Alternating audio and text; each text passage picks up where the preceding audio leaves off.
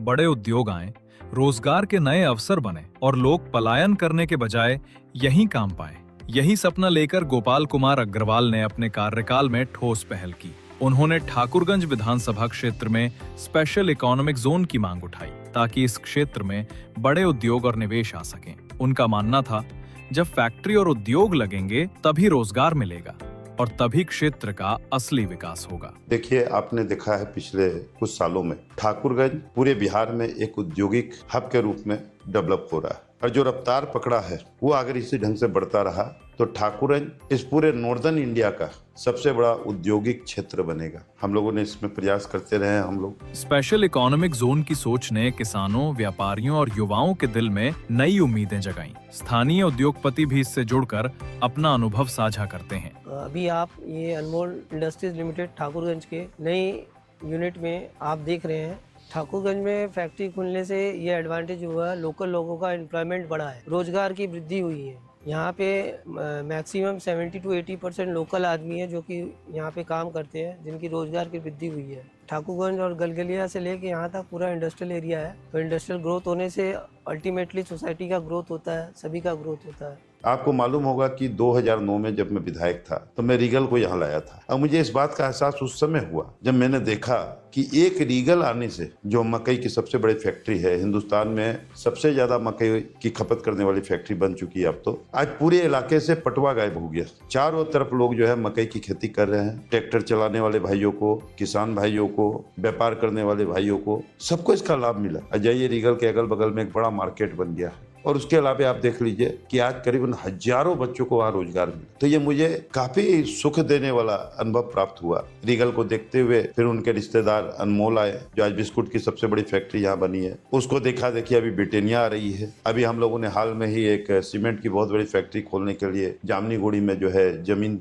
दिलवाया है और काफी बड़ी सीमेंट की फैक्ट्री खुल रही है। आपको जो है मकई का जो गन्ना का जो जहाँ चीनी उद्योग में जो गन्ना का जो पेरने के बाद जो अवशेष बचता है उससे जो प्लेट वगैरह गिलास बनाता है, जो जर्मन प्लांट है, काफी बड़ा प्लांट है। उसके अलावा अभी एक और फैक्ट्री आपको बैठ रही है एथेनॉल की, जो मकई से बनाया जाएगा, जो नेंगड़ा डुआ में हजारों करोड़ रुपया का प्रोजेक्ट है। उसके अलावा आप जब भी ठाकुरगंज के तरफ आप गुजरते हैं, आप खास करके गलगलिया से लेके ठाकुरगंज पेट्रोल पंप से लेके आप जब पावर हाउस की तरफ जाते हैं, चारों तरफ गोदामों का जाल बिछ गया एक रीगल के कारण, इन फैक्ट्रियों के कारण। और दर्जनों चाय की फैक्ट्री, राइस मिल और बहुत से इंडस्ट्री आपको खुलते चले जा रहे हैं। तो ये बहुत अच्छा शुभ संकेत है। आज कम से कम इन फैक्ट्रियों में ठाकुरगंज के 25,000 बच्चे, आपको जो है अभी एक फैक्ट्री और खुली है जो एसी ब्लॉक बनाती है, काफी बड़ी फैक्ट्री है, वो भी काफी बड़ा जो है जर्मन प्लांट है। और मुझे लगता है कि कम से कम जो है वहाँ पे भी 2000 से ऊपर बच्चे हमारे जो है रोजगार में हैं, डायरेक्ट इनडायरेक्ट रूप में। तो जिस ढंग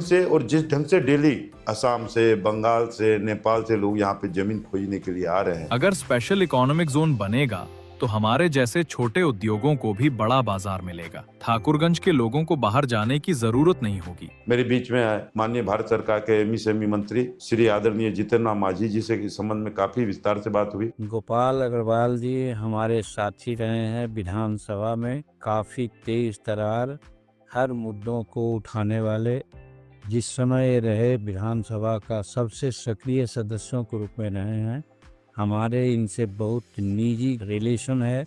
हम इनके घर पर जाते रहे हैं, इनके परिवार के साथ खाना पीना होता है, इनके पिताजी का सानिध्य मिला है। और न विधायक रहते भर में भी ठाकुरगंज किशनगंज के कार्यक्रमों को देखते रहे हैं, बड़ी सफलता से मीटिंग करते रहे हैं। हम इनसे बहुत प्रभावित हैं। ठाकुरगंज के लिए बड़ा सौभाग्य की बात होगी। मैं भी चाहता हूं कि ये विधानसभा में आवे और विधानसभा में आने से विधानसभा की गरिमा बढ़ेगी। गोपाल अग्रवाल जी का कोई गरिमा की बात नहीं होती है। इसलिए हम आम लोगों से अनुरोध करते हैं कि ऐसे कर्मठ, जुझारू और विद्वान साथी को विधानसभा में चुन करके भेजिए। बिहार के उद्योग मंत्री मेरे मित्र नीतीश मिश्रा जी से इस संबंध में बात हुई और जो हम लोग के गार्जियन है बिहार के ऊर्जा मंत्री विजेंद्र यादव जी, सबसे बात हुई, सबकी सहमति मिल गई थी। और हम एक यहाँ पे पूरा नॉर्थ का इंडस्ट्रियल मीट करवाने का हमने प्रोग्राम बनाया था कि हम जो है एक इंडस्ट्रियल मीट करेंगे और लोगों को इन्वाइट करेंगे और इन नेताओं से आश्वासन दिलाएंगे कि यहाँ किसी प्रकार की कोई परेशानी नहीं होगी, आप आइए, यहाँ इंडस्ट्री लगाइए।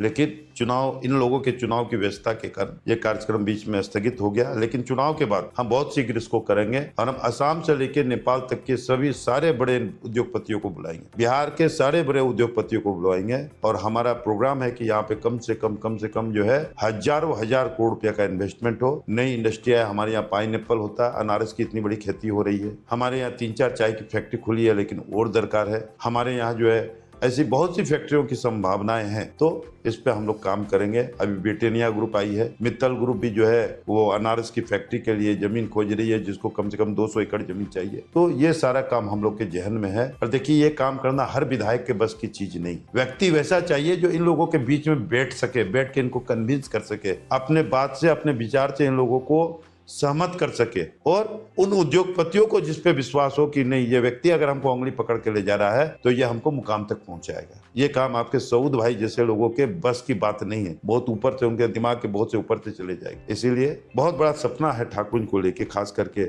हमारे औद्योगिक विकास को लेके। और इस मामले में आप जानते हैं कि मैं काफी इस मामले में शुरू से काफी एग्रेसिव रहा हूं, और अगर आप लोग मौका देते हैं तो मैं आपको विश्वास दिलाता हूं, दिघल बैंक से लेकर ठाकुर तक हम उद्योग का जाल बिछाने का काम करेंगे। क्यों मेरा बेटा दिल्ली जाएगा, क्यों मेरा भाई, मेरा दोस्त दिल्ली जाएगा अपने बूढ़े माँ बाप को छोड़। एक समय ऐसा था कि हमारे बाप दादू इतना खुशहाल थे कि धान खेत नहीं जाते थे, बाहर से मजदूर आता था तब हमारा धान करता था। और आज परिस्थिति यह है कि परिवार बढ़ा, जमीनें सिकुड़ गई, और आज हमारे जवान बच्चों को अपने बूढ़े माँ बाप को छोड़कर और जो है दिल्ली और पंजाब और लुधियाना जाना पड़ता है 2 जून की रोटी के। तो इस कलंक को धोना है। देखिए, व्यक्ति आता है, व्यक्ति चले जाता है, जिस दिन व्यक्ति पैदा होता है उसी दिन भी उसकी मौत भी उसी दिन सुनिश्चित हो जाती है। लेकिन शौक यही है कि कुछ ऐसे काम को करके जाना है कि आने वाले कम से कम 2-3 शतक तक लोग याद करें कि कोई व्यक्ति आया था, कोई व्यक्ति था जिसने इन कामों को करवाया प्राथमिकता के आधार। यही एक शौक है। हम लोग कोई पैसे के लिए राजनीति नहीं करते, मान सम्मान और क्षेत्र की भलाई के लिए हम राजनीति करते हैं, क्षेत्र के विकास के लिए राजनीति करते हैं। छोटे बड़े कारोबार से लेकर अनगिनत रोजगार तक